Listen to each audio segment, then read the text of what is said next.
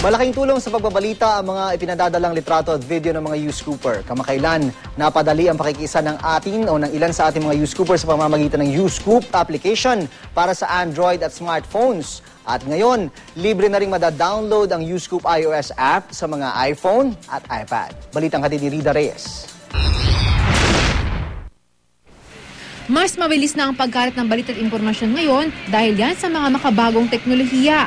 Ito ang pinatunayan ng di na mabilang na YouScoopers na ginagamit ang lente ng kanilang camera o smartphone para makapagpadala ng litrato o video ng mahalagang pangyayari. Pero para lalo pa itong mapabilis, inununsad na rin ng GMA News at GMA New Media ang YouScoop iOS application para sa iPhone at iPad users. Ang news media ay hindi pwede magkaroon ng presence sa lahat ng lugar. Pero hindi mo mape-predict kung saan magaganap ang balita. Pero ngayon, mas active ngayon ang role ng mga tao mismo sa lugar. Kahit hindi sila mga professional, pwede sila maging producer dahil sila mismo hindi lang nakakasaksi kung ano yung nangyayari, pero nakaka-capture nila.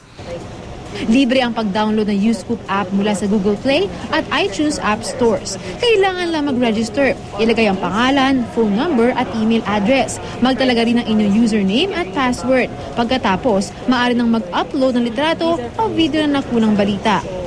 You can either submit a video or a photo. Video or photo. Tapos yung video, yung photo, ayan, use camera. Pwede. Okay. So, you can... Picture ng ganyan. Pwede ka mag-picture ng ganyan. Oh. Okay. Okay. Yan. So, pag na-picture mo na, use. Tapos, you can put in your short description, like say, the lobby in GMA Network Center. Yan. And then, just click submit. And then, mag-upload siya kagad. Tapos, So, ganun lang kabilis yun? ganun lang kabilis yun, actually. It depends on your network speed rin. It's all done in real time. So, technically, mas magiging fresh yung news pag lumabas.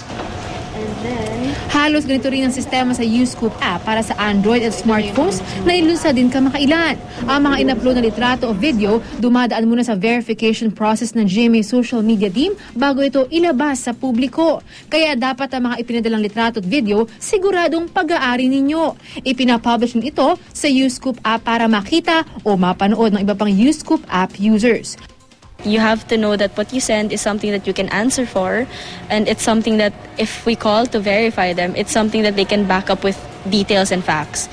It's simply a way for us to adapt to this emerging news environment para mas lalong maging responsable at lalong maging empowered itong mga ordinaryong mamamayan. Paalala muli sa ating mga YouScooper, tayong makuha niyo lang po ang maaari ninyong ipamahagi sa amin. Rida Reyes, GMA News.